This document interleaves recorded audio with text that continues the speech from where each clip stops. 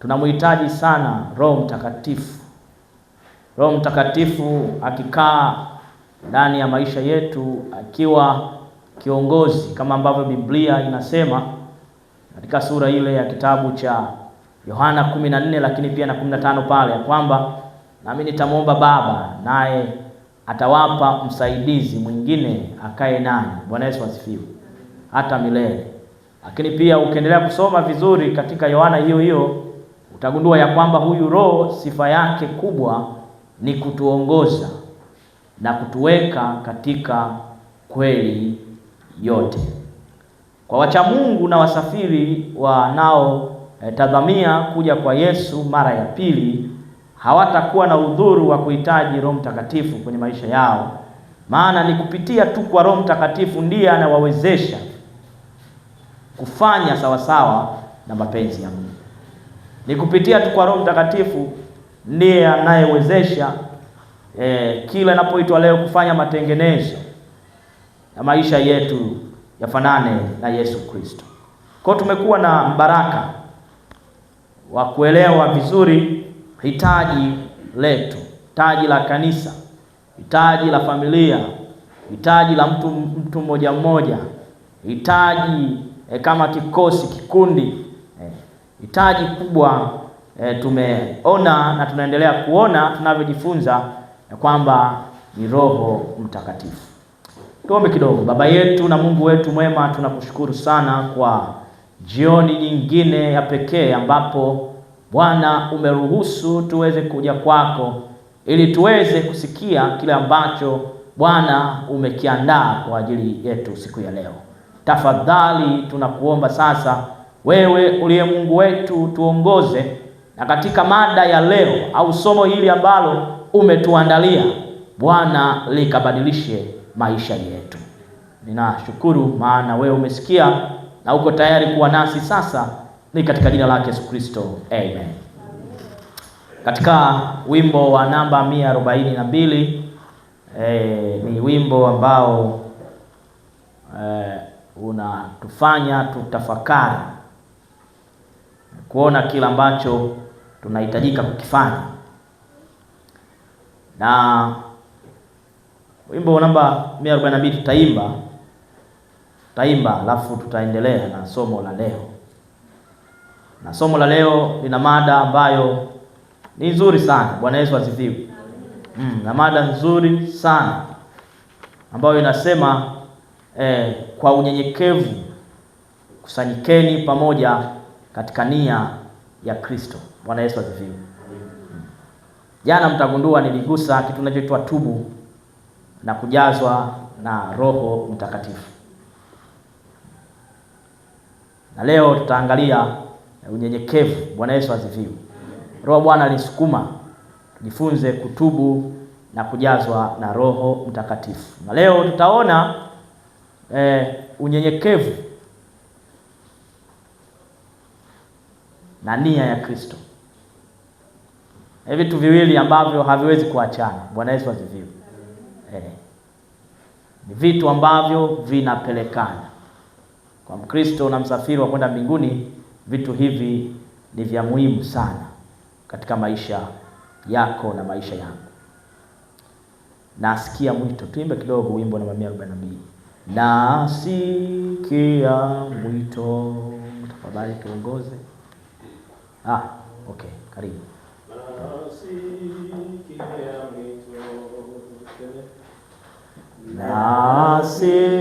Nasikia mwito, ni sauti yako, nikasafiwe kwa damu ya kuangikwa kwako. Nimesogea mtini pako, unisafi kwa damu ya kuangikwa kwako. mnyonge kweli, umenipa nguvu,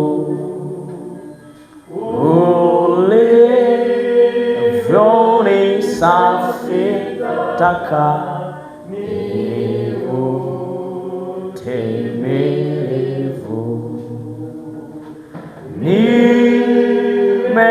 Nimesogea mtini pako, unisafi kwa damu ya kuangikwa kwako, Yesu. Unijuvya mapenzi, imani, tumaini, amani, razi hapa na mbinguni.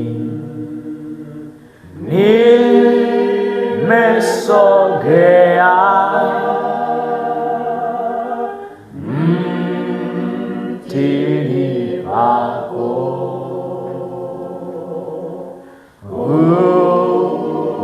unisafi kwa damu ya kuangikwa kwako, napata wokovu, wema na neema wako, Bwana, nina nguvu na haki daima. Nimesogea mtini pako, unisafi kwa damu ya kuangikwa kwako. Bwana Yesu asifiwe. Wimbo huu unaonyesha namna ambavyo mtunzi amesogeza unyenyekevu wake kwa Mungu. Bwana Yesu asifiwe. Kwamba hana nguvu, ni mnyonge. Bwana amempatia nini? Amempatia nguvu. Kwa hiyo ni wimbo ambao unatufanya tujue ya kwamba sisi tu wadhaifu pia. Katika ulimwengu tunaoishi tu wadhaifu. Kila mmoja na mapungufu yake. Tu wadhaifu wakati fulani hata kusimama mbele za Mungu. Lakini kwa neema, Bwana Yesu asifiwe, ya Yesu Kristo, neema yake inatufanya kuwa na nguvu. Bwana Yesu asifiwe. Kwa hiyo kwa ajili ya neema ya Yesu Kristo ndiyo inayonipa ujasiri kwamba hata kama ni mdhaifu, lakini neema yake Yesu Kristo, yeye aliyenifia msalabani, amenipa uwezo. Bwana Yesu asifiwe. Kwa hiyo nina ujasiri wa kusonga mbele, maana Yesu kwa neema yake ameniwezesha. Kwa hiyo ni neema ya Yesu Kristo. Kwa hiyo somo na mada ya leo tutaona unyenyekevu. Maana mada inasema kwa unyenyekevu kusanyikeni pamoja katika nia ya Kristo. Bwana Yesu asifiwe. Marafiki zangu, unyenyekevu ni jambo la msingi sana katika maisha ya msafiri anayejiandaa kumlaki Yesu Kristo mara ya pili. Na unyenyekevu ni bidhaa adimu leo. Pamoja na kwamba ni bidhaa ambayo inapaswa iwepo kwa kila muumini, kwa kila msafiri, lakini leo ni bidhaa ambayo imekosekana. Na haikuanza kwa, maana kila kinachoonekana leo ni marudio. Sio kwamba wewe ndio wa kwanza, haikuanza kwa. Kwa hiyo utagundua hata ulimwengu unyenyekevu ni changamoto. Mume, unyenyekevu ni changamoto. Mke kumnyenyekea mume wake ni changamoto. Watu kunyenyekeana ni changamoto. Watoto kuwanyenyekea. Unyenyekevu umekuwa ni swala la changamoto sana. Lakini wapendwa, kwa yeyote ambaye yuko tayari kuandaa maisha yake kwa ajili ya Yesu Kristo, lazima awe mnyenyekevu. Bwana Yesu asifiwe. Lazima awe mnyenyekevu.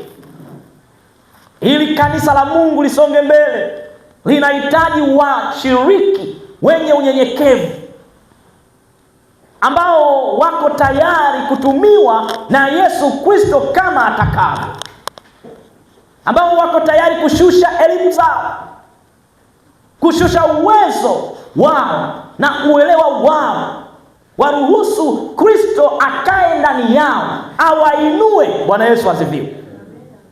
Maana Biblia inasema ajikwezae atafanyaje? Atashushwa. Kwa mwenye mpango wa kuinuliwa lazima awe mnyenyekevu, lazima ajishushe. Bwana Yesu asifiwe. Na hiyo ndio kanuni ya msafiri anayejiandaa kumlaki Yesu Kristo. Unyenyekevu unalipa. Bwana Yesu asifiwe. Na hiki ndicho Petro, unajua Petro nampenda sana. Na hata kwenye fungu letu la Matendo sura ya kwanza mstari wa 12-14, tafadhali rafiki tusomee. Utaona Petro ni mtu wa pekee sana. Na hapa Petro anatuonyesha namna ambavyo yeye alikubali kuwa mnyenyekevu. Na ngoja nikwambie, unapochagua kuwa mnyenyekevu, Bwana anakutumia. Bwana Yesu asifiwe. Kwa viwango vya juu sana. Uwezo ulio nao leo, mambo unayoyafanya leo ni unyenyekevu mdogo kwa Mungu wako. Lakini kama utakubali kunyenyekea, rafiki yangu, unaweza ukafanya mambo makubwa, maana Mungu yuko katikati yako. Kwa hiyo fungu hilo tafadhali soma. Matendo sura ya kwanza mstari wa 12-14. Neno la Mungu linasemaje? Hapa ni baada ya kuachana na Yesu Kristo Bwana wao. Biblia inasema wakarudi Yerusalemu. Walitoka mlima wa Mizeituni ulio karibu na Yerusalemu. Ndio. Hata walipoingia wakapanda orofani. Walipokuwa wakikaa Petro na Yohana na Yakobo na Andrea, Filipo na Tomaso, ndio Yakobo Alfayo, ndio sawa. Hao wote walikuwa wakidumu kwa moyo mmoja katika kusali pamoja nao na wanawake na Mariamu mama yake Yesu na ndugu zake. Hawa wote walikuwa wakidumu katika kufanyaje? Kusali. Bwana Yesu asifiwe. Endelea kidogo. Siku zile akasimama Petro katika wakati huo. Sasa Petro anasimama. Bwana Yesu asifiwe. Biblia inasema siku zile Petro akasimama. Kati ya hao ndugu. Jumla majina ilipata 120. Tosha. Kwa hiyo Petro akasimama kati ya wanafunzi 11 ambao ndio waliosimama hata dakika ya mwisho. Petro anasimama na wote ambao idadi yao 100 na ngapi? 120 wanasikiliza kitu ambacho Petro anakisema. Bwana Yesu asifiwe. Na unajua kwa nini? Petro alikubali kunyenyekea. Bwana Yesu asifiwe. Ukikubali kunyenyekea, wako watu watakusikiliza. Kuna watu wengine hapa leo watu hata tukisema watu hawataki kufuata wala kusikiliza, kwa sababu bado hatujakubali kunyenyekea. Yumkini hujanielewa vizuri, lakini utanielewa. Petro huyu ninazungumza habari zake. Huyu Petro ndio yule ambaye alikuwa sio mnyenyekevu. Kila kitu anataka kufanya yeye. Hello. Mambo yote anajua yeye. Yeye ni bora kuliko wengine. Kila kitu anataka kufanya aonekane. Huyu Petro, lakini alipojua jukumu hili la utume limeachwa mikononi mwao, Petro akashusha kiburi. Bwana Yesu asifiwe. Akashusha kiburi chake. Aliposhusha kiburi chake, Bwana akamtumia. Bwana Yesu asifiwe. Bwana yuko tayari kututumia, marafiki zangu, katika jioni ya leo. Ni mpaka pale tutakapoamua kushusha viburi vyetu. Na huyu Petro, mara baada ya kukutana na uzoefu, anaandika katika Petro ile ya Tagundua baada ya kukutana na uzoefu, Petro anaandika katika Petro ya kwanza 5:6. Bwana Yesu asifiwe. Anaandika uzoefu, maana amekutana na Mungu wake, amejawa na Roho Mtakatifu. Petro anaandika kuwaasa wanadamu wote juu ya swala la unyenyekevu. Yaani yeye ambaye hakuwa mnyenyekevu, kwa kubadilishwa anaandika ili watu waelewe ya kwamba unyenyekevu ni bidhaa inayolipa. Bwana Yesu asifiwe. Biblia inasemaje? Petro wa kwanza sura 5:6 inasema, ndio, basi nyenyekeeni chini ya mkono wa Mungu ulio hodari, ili awakweze kwa wakati wake. Bwana Yesu asifiwe. Sura hii na fungu hili linaonyesha mara baada ya Petro kunyenyekea mikononi mwa Bwana na kupata nguvu ya Roho Mtakatifu. Bwana Yesu asifiwe. Baada ya kubadilishwa, maana inaandikwa, kitabu hichi cha Petro kinaandikwa baada ya Yesu kwenda mbinguni. Tayari nguvu ya Roho Mtakatifu imeshawashukia. Tayari Petro ameshahubiri, watu wamebatizwa, watu 3,000. Kwa hiyo Petro anakuja kuandika kitu cha msingi ambacho kwa kweli ndicho kilichomsaidia katika utume wa Yesu Kristo. Bwana Yesu asifiwe. Kwa hiyo anapoandika, anaandika uzoefu juu ya unyenyekevu. Ndio maana nasema unyenyekevu unalipa. Bwana Yesu asifiwe. Unyenyekevu unafanyaje? Unalipa. Kihitaji Bwana akuinue, ni lazima ukubali kunyenyekea. Na unafikiri kwa nini tunanyenyekea? Kwa sababu wote sisi tu wadhaifu. Bwana Yesu asifiwe. Hakuna bora zaidi ya mwingine. Kwa Mungu hakuna nani? Hakuna bora. Na hiki ndicho Petro alikijua. Kumbe wote tunamhitaji Bwana, tunamhitaji Roho Mtakatifu. Hakuna bora, wote tu dhaifu. Ndio maana una kila sababu ya kuwa mnyenyekevu. Unapojiona wewe una kiburi, unajiinua, ni kwa sababu hujaelewa ya kwamba wewe ni mdhaifu. Ukielewa wewe ni mdhaifu, sio bora zaidi ya mwingine, huwezi ukawa na kiburi, utanyenyekea. Ndio maana Petro anambia nyenyekeeni chini ya mkono hodari wa Bwana. Kwa hiyo Petro anatupatia kielelezo. Kwa hiyo tu wadhaifu, ndio maana tunanyenyekea. Bwana Yesu asifiwe. Unyenyekevu sio ushamba. Hello? Unyenyekevu sio kana kwamba eti umeshuka sana thamani. Unyenyekevu ni tabia ya wasafiri wa kwenda mbinguni. Bwana Yesu asifiwe. Sasa ukisoma Warumi 3:23, tu wadhaifu, ndio maana tuna kila sababu ya kunyenyekea. Maana wanadamu wote tumepungukiwa na utukufu wa Mungu baada ya dhambi. Maana mara baada ya dhambi wote tu wadhaifu. Kwa hiyo huna cha kujigamba, sina cha kujigamba. Ni neema yake Yesu Kristo ndio inayonitia nguvu na uwezo mkubwa. Lakini kama neema ya Mungu itaondoka kwenye maisha yako, hauna chochote. Ni neema tu imekufunika. Neema ya Mungu ikiondoka kwako, hauna chochote, huna uwezo wowote. Ni neema ya Bwana tu. Hata mali ulizo nazo ni kwa neema ya Bwana. Neema ya Bwana ikiondoka, hauna chochote. Bwana Yesu asifiwe. Kwa hiyo nyenyekea. Usiwe na kiburi. Hatuwezi kupata nguvu ya Roho Mtakatifu kama sio wanyenyekevu. Na hiki ndicho ambacho Yesu aliwaambia wanafunzi wake, ya kwamba lazima wakae kwanza, wawe wanyenyekevu, wasubiri, wawe wavumilivu mpaka pale Roho wa Bwana atakapowajilia juu yao. Bwana Yesu asifiwe.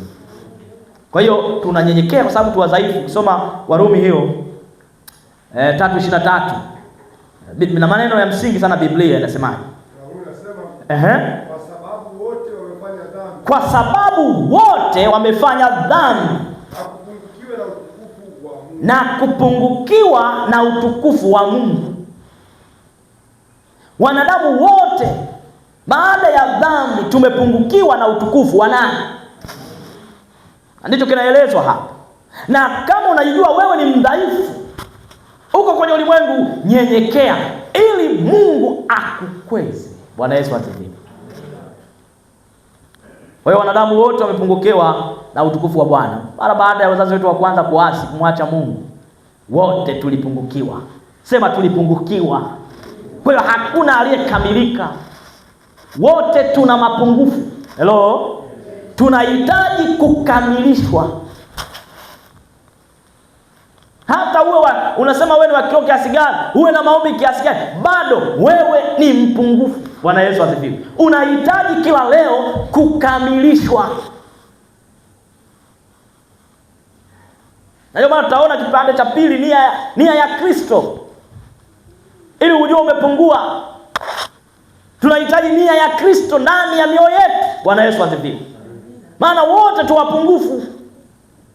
Unakutana na mtu anajigamba, mwingine akifanya kitu anaona kama yeye amefanya vibaya, yeye kana kwamba yeye ndiye anaweza kila kitu, anajua kila kitu. Sikiliza, hakuna ambaye anajua zaidi ya mwingine. Roho Mtakatifu anapokaa ndani yetu anatufanya kuwa sawa. Bwana Yesu asifiwe. Na hapo ndipo tutakapoelewa ya kwamba kumbe sisi tu wadhaifu. Kwa hiyo kama tu wadhaifu, ishi kwa unyenyekevu. Bwana Yesu asifiwe. Endelea kidogo hapo. Tumepungukiwa na utukufu wa nani? Wa Mungu. Wamehesabiwa haki bure kwa neema yake. Haleluya. Kumbe tumehesabiwa haki bure kwa neema ya nani? Ya Yesu nini? Kristo. Tumehesabiwa bure. Kipawa ulicho nacho hicho ni neema ya Bwana. Bwana Yesu asifiwe. Karama Mungu aliyokupatia ni neema. Ni yeye ambaye amempa huyu hiki, na yeye amempa huyu hiki. Kwa hiyo huwezi ukajigamba kwa karama ulionayo ukasema ya kwako ni bora kuliko ya mwingine. Karama zote Bwana amezitoa kwa neema yake. Vipawa vyote Mungu amevitoa kwa neema yake. Kwa hiyo huwezi kujisifu, wala huwezi kujigamba, kujiona bora. Utakuwa mnyenyekevu. Bwana Yesu asifiwe. Bwana atakutumia zaidi. Kwa hiyo Petro aliponyenyekea, Mungu akamtumia sana. Bwana Yesu asifiwe. Nitakwambia hapo mbele tunapoendelea. Rafiki yangu, Mungu akamtumia. Mungu anataka kutumia watu ambao wameshusha viburi vyao, wako tayari Bwana awatumie. Bwana Yesu asifiwe. Kwa hiyo alipobadilishwa Petro, akaambia sasa Petro, hapo utafaa kuhubiri. Utafaa kuhubiri. Kwa sababu umeshusha kiburi chako. Umejiona ya kwamba hustahili. Kwa hiyo hapo utafaa kuhubiri. Kwa hiyo marafiki zangu, na mambo mawili ya msingi sana unaposafiri: nyenyekevu na kuwa na nia ya Kristo. Kile ambacho Kristo alikifanya, tamanio lake ni nini? Hicho ndicho ambacho kinapaswa kuwa ndani ya maisha yetu. Mama White anasema katika kitabu chake Matendo ya Mitume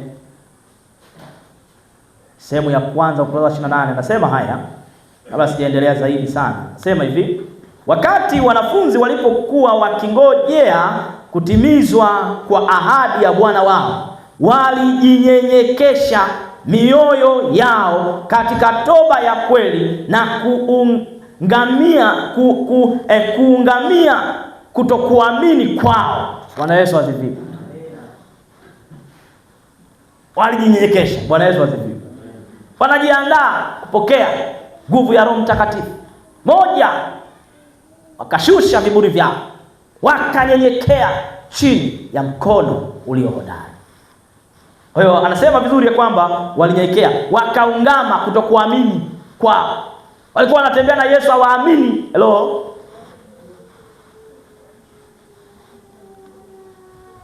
Changamoto kubwa hii. Unaishi na mtu nyumbani, unaishi na mke nyumbani, humwamini. Unaishi na mume nyumbani, hakuamini, hamuaminiani. Changamoto kubwa hii. Mambo hayataenda. Hello. Una mama pale nyumbani, hata ukipata fedha huwezi kumkabidhi, maana humwamini. Una baba pale nyumbani, humwamini, hamuaminiani. Migogoro haiwezi kuisha. Ukuaji wa mahusiano hauwezi kuendelea. Utakuwa kudumaa kwa mahusiano ndani ya wanandoa. Kwa hiyo changamoto kubwa sana ambayo hata wanafunzi wake Yesu walikuwa nayo. Kwa hiyo moja ya mambo ambayo walipaswa kuyatengeneza ni kushusha viburi vyao. Mbili ni kuungama kutokuamini kwao. Walitembea na Yesu miaka mingi, lakini hawakuwa wanaamini. Yesu anaponya, hawaamini. Afanya hivi, hawaamini. Hawaamini. Kwa hiyo walikuwa wakiungamiana kutokuamini kwao. Walipokuwa wakiyakumbuka maneno aliyokuwa amewaambia Kristo kabla ya kifo chake, walielewa maana yake kabisa. Bwana Yesu asifiwe. Walikuja kuelewa baadaye. Akiwa na Yesu Kristo hawakumuelewa, walielewa baadaye. Na kwa nini walielewa? Ni kwa sababu walikuwa tayari kunyenyekea. Bwana Yesu asifiwe. Ili Mungu awaeleweshe. Maana sasa wako peke yao. Mwalimu wao alikuwa anamtegemea ya kwamba huyu ndiye anaweza akatuliza dhoruba. Tunapopitia changamoto anaweza akaleta chakula mahali ambapo hamna chakula. Huyu ndiye anaweza akaponya viwete akawainua. Huyu ndiye anaweza akatuliza ghasia. Sasa huyu hayupo. Wapendwa, tunapaswa kunyenyekea. Bwana Yesu asifiwe. Unajua wakati fulani jana nikasema ya kwamba Mungu anaweza akanyamaza katika ombi lako. Hilo unaloliomba kila leo. Anaweza akanyamaza. Sio kwamba akupendi. Bwana Yesu asifiwe. Anakupenda zaidi, ndio maana akanyamaza. Hello. Unajua anachohitaji ni wewe kuwa mnyenyekevu. Bwana Yesu asifiwe. Sio kwamba akupendi. Anakupenda, ndio maana amenyamaza. Kwa hiyo unapoona Mungu amenyamaza, wewe elewa ni kwa sababu anakupenda. Bwana Yesu asifiwe. Anachotafuta kwako ni unyenyekevu kwanza. Anaweza akakupa baadaye sana, baada ya kuona sasa umenyenyekea. Bwana Yesu asifiwe. Unyenyekevu unahitajika. Kila jambo ambalo Mungu analifanya ni kwa makusudi ya kutunyenyekeza. Na akiona hauna uwezo wakati huo wa kulihimili kwa unyenyekevu, Bwana anatulia. Hello. Anasubiri akunyenyekeze kwanza. Nakumbuka hata kisa cha mfalme Nebukadneza alipoleta changamoto, alipoleta shida. Bwana alimpeleka porini miaka 7 anakula majani. Alichohitaji sio yale majani. Hello. Alichohitaji ni anyenyekee. Bwana Yesu asifiwe. Unajua Mungu anahitaji tunyenyekee ili tuwe salama. Kwa wanafunzi wakanyenyekea walipoona sasa msaada huko mbali. Hello. Wanautoa wapi? Maana Yesu alikuwa anatembea naye hapa kwa hapa, hapa kwa hapa, hapa kwa hapa. Sasa hivi tena Yesu hayupo. Na wao wana kazi kubwa ya kuhubiri habari zake Yesu Kristo. Watafanya nini? Lazima wao wanyenyekevu, waombe sana. Bwana Yesu asifiwe. Wasome neno sana. Na hapa ndio maana unaona wakawa wanakumbuka maneno yake Yesu Kristo. Walikuwa wanasoma sana, wanatafakari sana, wanaomba sana. Walikuwa wananyenyekea, wamenyenyekea ili Mungu awasaidie. Bwana Yesu asifiwe. Na ndio maana Mungu wakati fulani anajibu baada kabisa akikuona umenyenyekea, umekuwa mnyenyekevu hali ya mwisho, anajibu. Bwana haleluya. pale ambapo akili zako, mawazo yako yamefikia mwisho, huoni tena njia, pale ambapo tayari hauoni namna ambavyo ya kutokea, yani upo umekaa katika namna ambayo uko katika kisiwa fulani, hauoni tena tumaini, pale ambapo unaponyanyua macho yako kumtazama tu mmoja aliye Mungu, hapo ndipo msaada wako unapotokea. Bwana Yesu asifiwe. Wanafunzi na wao wakawa wako wametulia, wananyenyekea, wanaomba. Na utagundua mara baada ya kunyenyekea na kuomba ndipo matokeo makubwa yakaonekana. Na huyu Petro ambaye alikuwa hana unyenyekevu, baada ya kugundua ya kwamba katika vita hii si vita ya mabavu, ni vita ya kiroho ya kunyenyekea, mara baada ya kuelewa haya, Bwana alimtumia. Bwana Yesu asifiwe. Hata wewe Bwana anaweza kukutumia mpale utakapokubali kunyenyekea, akili zako zikubali kushuka, ukaribishe uwepo wa Mungu katika maisha yako, ndipo unapoweza kufanya mambo makubwa ambayo Bwana ameyakusudia. Kwa hiyo safari yao ikaendelea, wanakumbushana neno aliyokuwa amewaambia Kristo kabla ya kifo chake. Walielewa maana yake kabisa. Walikumbushwa tena vizuri ukweli uliokuwa umepitia katika akili zao, na maneno haya walianza kuyarudia na kukumbushana wao kwa wao. Bwana Yesu asifiwe. Kwa hiyo Bwana alianza upya. Nitakuweka katika kweli yote. Bwana Yesu asifiwe. Bwana alianza upya kwao. Yale yote ambayo walikuwa wanasikia kwenye akili zao, Bwana alianza upya kuwakumbusha tena upya, tena vizuri kabisa. Maana walikubali kuwa wanyenyekevu. Walikemeana. Bwana Yesu asifiwe.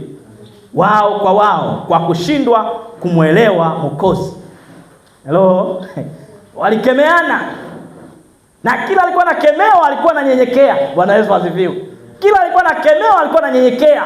Ndio maana wakawa wamoja, nguvu ya Roho Mtakatifu ikaja kwao. Maana kila mmoja alikubali kuwa kitu kimoja. Alipokemewa juu ya jambo fulani, yeye alikuwa mpole, akasubiri Mungu azungumze naye. Bwana Yesu asifiwe. Wewe leo ukiambiwa rafiki, hiyo dhambi na kusumbua, acha, unakuja juu. Shemasi amekutembelea rafiki na kuona mahali fulani mambo yako hayajakaa sawa, tengeneza mambo yako. Wewe unasema wewe ya kwako umeyatengeneza. Hajakuja kwa ajili ya yake. Ingekuwa amekuja kwa ajili ya mambo yake, angekaa nyumbani kwake. Amekuja kwa ajili ya mambo yako. Sikiliza, nyenyekea, usaidiwe. Bwana Yesu asifiwe. Changamoto ikubwa ndani ya kanisa pia. Wao walikuwa wanakemeana vizuri tu juu ya kutokumuelewa Mwokozi kwa mfuatano. Tukio baada ya tukio baada ya tukio la maisha yake ya ajabu lilipitishwa mbele yao. Na walipokuwa wanatafakari juu ya maisha yake masafi na matakatifu, walijisikia kuwa hakutakuwa na kazi itakayokuwa ngumu mno kuwashinda. Bwana Yesu asifiwe. Jamani, Bwana Yesu asifiwe. Amina. Shida yetu sisi ni moja tu. Hatuamini. Hello? Hatumwamini Mungu. Tukimwamini kweli kweli, kazi utaiona ni rahisi. Hello? Yes. Changamoto hii kwa wanafunzi walikuwa wamwamini Yesu. Mara baada walipokubali kumwamini, wakaona kumbe hili jambo ni dogo sana, linawezekana. Jamani, haleluya. Kwa hiyo tuamini, tumwamini huyu Mungu wetu. Kama tukimwamini kweli kweli, tunapata wakati mwingine ningefafanua zaidi namna nini maana ya kumwamini Mungu. Lakini kama tungekuwa tunamwamini kweli kweli, kazi ingekuwa rahisi mno. Hello? Tungeona ni kazi rahisi, jambo lolote tungelifanya. Ajenda yoyote ikiletwa, iwe ni ya uinjilisti, hata ni effort 10, tukimwamini Mungu, hello, tutaona hilo jambo rahisi mno. Ila wakati fulani, kwa sababu ya kutokuamini kwetu, na hiyo ndio changamoto ya wanafunzi na changamoto yetu leo, kwa kutokuamini kwetu wakati fulani. Mambo tunaweza kaona magumu kwa sababu hatuna imani. Macho yetu yamefungwa, yana ukungu. Ndio maana tunakiwa sababu kumwambia Bwana, hebu tufungue macho. Bwana Yesu asifiwe. Macho ya kiroho yafunguliwe. Basi tuone hata fursa. Bwana Yesu asifiwe. Kimwamini Bwana utaona kazi aliyokukabidhi ni rahisi. Kwa hiyo wakaona kazi ile haikuwa ngumu mno kuwashinda, maana tayari walishakuwa connected na Mungu wao. Bwana Yesu asifiwe. Ukiwa na Yesu hakuna linaloshindikana. Maandiko yanasema na yaweza mambo yote kati ya yeye anitiaye nguvu. Kwa hiyo kwa sababu ya Yesu kuwa naye, wakaona tunaweza, tunakwenda na Yesu. Kwa hiyo hata ili gumu, Yesu yuko nasi. Bwana Yesu asifiwe. Rafiki yangu, yumkini unapitia ugonjwa, unapitia changamoto fulani kwenye maisha yako, unapitia gumu. Nataka nikwambie, nikutie moyo katika jioni ya leo. Amini kuna Mungu pamoja nawe. Amini kwamba hata katika hili yupo. Niko naye.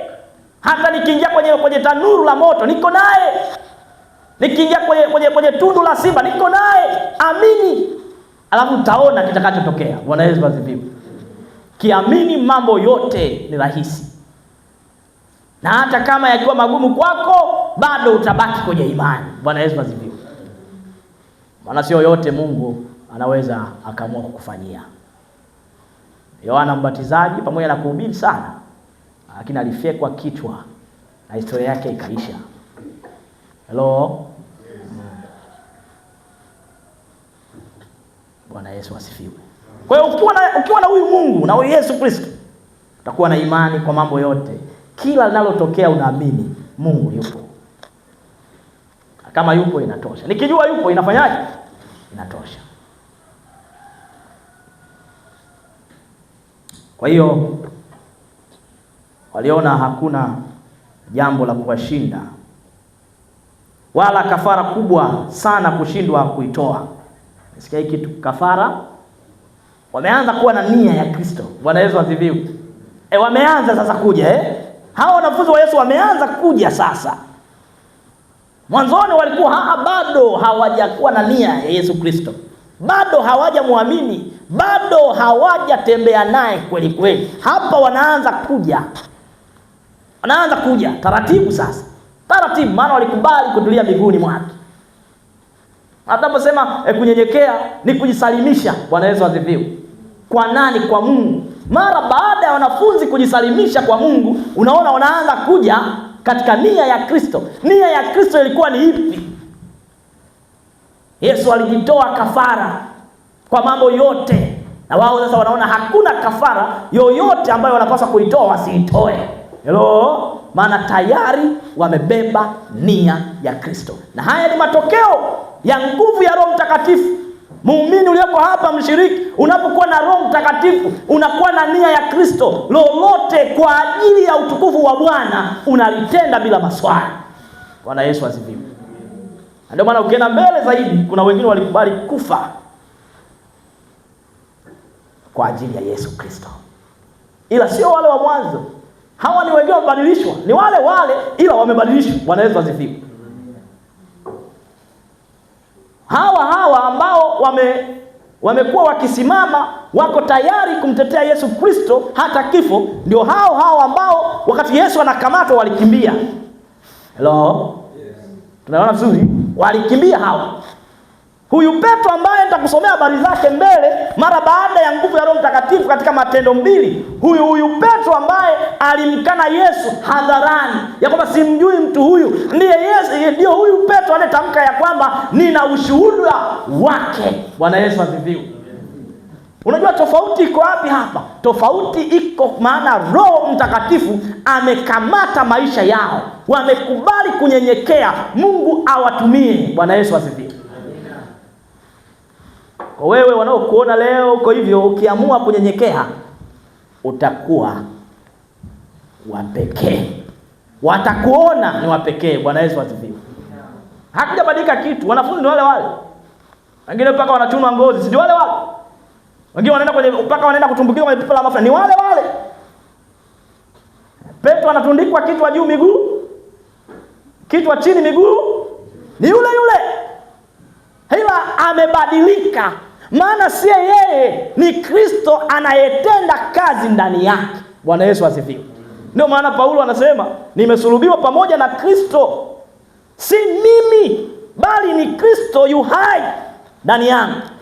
Kwa hiyo anayoyafanya Paulo si yeye, ila ni Yesu Kristo ndani yake. Bwana Yesu asifiwe. Na Petro anayoyafanya sio yeye, bali ni Kristo yu ndani yake. Maana tayari amejisalimisha. Na kwa sababu amejisalimisha, tayari Mungu amekubali kumtumia kwenye kazi yake. Yule yule. Bwana Yesu asifiwe. Sio mwingine. Ni yule ambaye alishindwa kuwa na ujasiri, akawa anamvizia kuona nini kinatokea wakati Yesu ameshika. Lakini ndio huyu anasimama kwenye umati wa watu wengi, anaambia, sikilizeni, ninataka muelewe ya kwamba Yesu Kristo amefufuka na ushuhuda wake tunao. Bwana Yesu asifiwe. Tumeshuhudia. Hakutaka tena kukimbia hapa, maana alikuwa na nguvu ya Roho Mtakatifu. Ukiwa muumini uliojawa na nguvu ya Roho Mtakatifu, huwezi kukimbia kazi ya Bwana. Utakuwa shahidi mwaminifu wa kumshuhudia Yesu Kristo katika maisha ya watu. Bwana Yesu asifiwe. Petro ananifurahisha sana. Bwana Yesu asifiwe. Yaani Petro ananifurahisha. Haleluya. Ananifurahisha sana. Kumbe hata mimi nikiamua kujisalimisha katika uongozi wa Mungu, Mungu ananitumia zaidi ya kawaida. Bwana Yesu asifiwe. Hata mimi ninaweza. Hata wewe unaweza. Maana tuliona madhaifu yake, tunaona madhaifu ya Petro, mwisho hatuoni madhaifu yake, tunaona akichapa kazi. Ujasiri tunauona baada ya kukaa miguuni pa Yesu Kristo.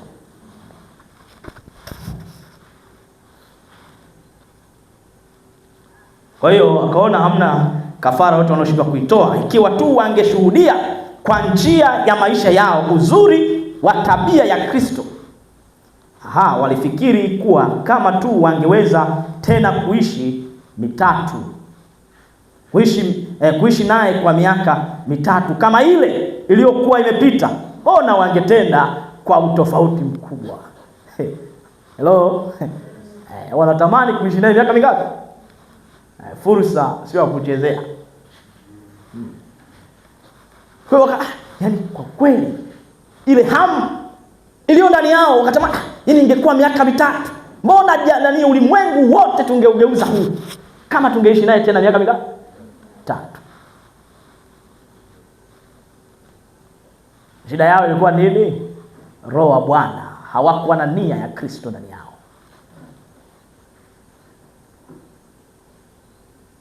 Ukiwa na nia ya Kristo, hautasubiri waambiwa habari ya kwenda kushuhudia. Kati fulani tunaulizana, walioshuhudia ni 2 kati ya washiriki 200. Ni 5, ni 6. Ukiwa na nia ya Kristo, hautaombwa kwenda kushuhudia. Itakuwa ni sehemu ya maisha yako. Maana unajua hapo ndipo palipo na kusudi la Mungu, kuokoa wengine. Nia ya Kristo, unyenyekevu na nia ya Kristo ndani yetu. Mhitaji sana Mungu atusaidie ili aweze kuweka nia yake ndani yetu.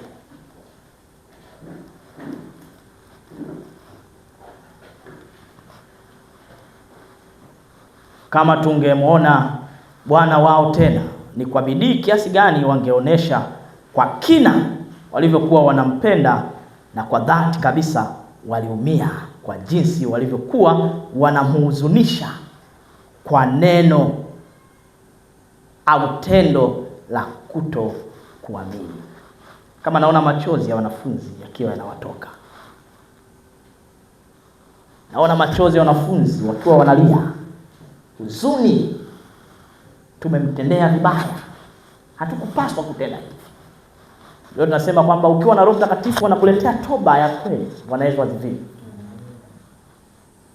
Kwa maana tuna kila sababu ya kumwambia Mungu tusaidie.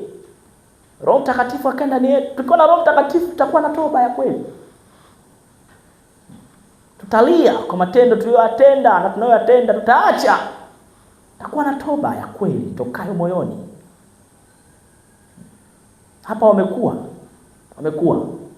watu wazima katika mambo ya kiroho. Bwana Yesu asifiwe. Kwa hiyo kutano lote hilo linaumia, linalia machozi, wanahuzunika namna ambavyo walikuwa wanamhuzunisha kwa neno na tendo la kutokuamini kwao. Na huyo ndiye Petro ambaye aliacha utume akaenda kurudia kazi yake ya mwanzo. Kwa Yesu anamuuliza, mara ngapi? Petro, wanipenda? Lisha kondoo zangu. Petro, wanipenda? Petro, wanipenda? Toba ya kweli ya Petro kusema, Bwana inatosha. Bwana Yesu asifiwe. Wewe wajua nakupenda. Naambia. Na huyo ndio aliambiwa ukiongoka, sio? Wafanya waelimishe ndugu zako. Bwana Yesu asifiwe. Kwa niongoka huyu. Hello. Kwa niongoka. Maandiko matakatifu yako wazi. Petro bado kwa niongoka. Mwanafunzi asiye na nguvu ya kiroho. Ila kwa neema, ndio kwa neema ya Mungu. Ameendelea kumshikilia, maana anajua hichi ni chuma kikijisalimisha tu. Ni chuma cha kuokoa watu. Bwana Yesu asifiwe. Unajua, sikiliza, Mungu anajua. Kwa maana bado amekupa nafasi nyingine. Bwana Yesu asifiwe. Anajua ukichukua hatua ya kujisalimisha, wewe ni hatari katika kuwaleta watu kuokolewa. Ila anajua tu mpaka ujisalimishe. Kwa hiyo anaendelea kuacha na kushikilia tu. Maana anakujua. Bwana Yesu asifiwe. Anakujua, ananijua vizuri. Jinsi walivyokuwa wanamhuzunisha. Wazo kuwa walikuwa wamesamehewa ndilo lilikuwa linawafariji. Bwana Yesu asifiwe. Roho Mtakatifu anakupa uelewa, anakupa amani. Walikuwa na amani. Kwa hiyo siku zote walizokaa katika chumba cha juu ilikuwa ni siku kwa ajili ya utakaso. Bwana Yesu asifiwe. Kufanya matengenezo upya. Siku ni chache, lakini kwa sababu waliamua kubeba nia ya Kristo ndani yao, walitakaswa kweli kweli.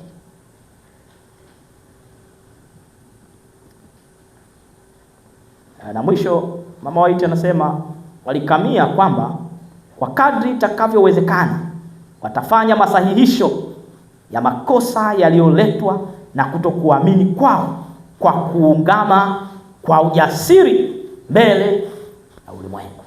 Bwana Yesu asifiwe. Ulimwengu.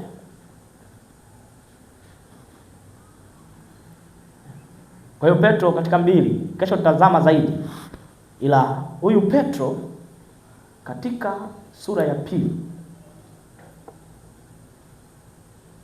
anasimama mara baada ya nguvu ya Roho Mtakatifu kuwashukia walioko nje, wakaelewa, leo kuna nini? Mbona wamelewa hao? Petro anasema sikilizeni. Sidhani ya kwamba wamelewa. Ni saa ngapi? Saa 3. Ambia nisikilizeni. Soma 2:15. Ituone kile ambacho Petro anasema hapa. Bwana Yesu asifiwe. Baada ya huu ujasiri, kesho nitazama zaidi ndani katika kipengele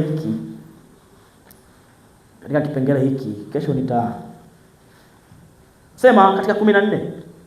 Lakini Petro akasimama pamoja na wale 11, akapaza sauti yake, akawaambia, enyi watu wa Uyahudi na ninyi nyote mkaao Yerusalemu, lijueni jambo hili, kasikilize maneno yangu. Bwana Yesu asifiwe. Anasema kwa ujasiri, maana tayari sio yeye. Huyo ndani yako akiwa mwenyewe mwenye kazi, utakuwa na ujasiri wa kusema. Bwana Yesu asifiwe. Mwanzo alishinda hata ujasiri wa kusema yeye namjua. Simjui mtu huyu. Naogopa kabisa. Lakini sasa hivi hapa kuna waandishi wale ambao wengine yumkini ndio wale walomkamata Yesu. Hawa ndio wana doubt. Hawa vipi wamelewa? Petro anasema sikiliza. Nisikilizeni mimi. Bwana Yesu asifiwe. Biblia inasemaje? Nisikilizeni mimi. Sikiliza maneno yangu. Sivyo mnavyodhani. Watu hawa hawakulewa, kwa maana ni saa 3 ya mchana. Lakini jambo hili ni lile lililonenwa kwa kinywa cha nabii Yoeli. Anaanza kuhubiri. Bwana Yesu asifiwe. Kapata fursa. Sijui kwa nini kila mahali Petro akasimama. Petro akasimama. Mwanzo tuliona Petro akafanyaje? Anaongoza kikao cha watu 100 na ngapi? 120 kumchagua mwanafunzi wa mtume wa 12. Na hapa kwenye kuhubiri anasimama. Huyu alinyenyekeza, alijishusha sana. Bwana Yesu asifiwe. Alijisalimisha sana. Ndio maana Bwana amemtumia na ameendelea sana kumtumia Petro. Hata wewe ambaye unajiona udhaifu kiasi gani, ukiamua kumtafuta Yesu kweli kweli, Yesu anakubadilisha. Kwa hiyo anasema kwa ujasiri Petro. Itakuwa siku za, anasema maneno yalitolewa unabii na Yoeli. Nabii Yoeli anasema itakuwa siku za mwisho, asema Mungu, nitawamwagieni watu wote roho yangu. Ukiendelea vizuri hapo mstari wa 22. Enyi waume wa Israeli, unashuka tu hapo kwa ajili ya muda, ndio sitaki kusoma kote. Enyi waume wa Israeli, sikilizeni maneno haya. Yesu wa Nazareti, mtu aliyedhihirishwa kwenu na Mungu kwa miujiza na ajabu na ishara ambazo Mungu alizifanya kwa mkono wake kati yenu, kama ninyi wenyewe mnavyojua.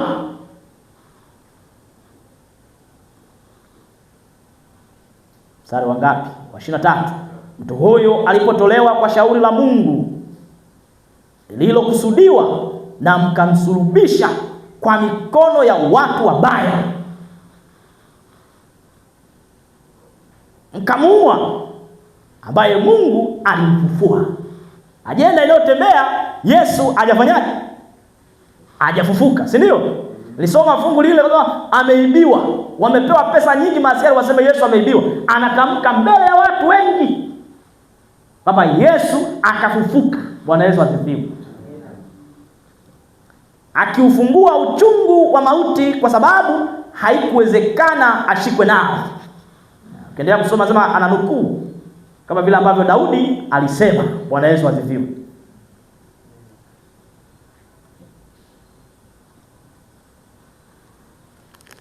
Sasa napo fikie hitimisho kwenye kipande fulani.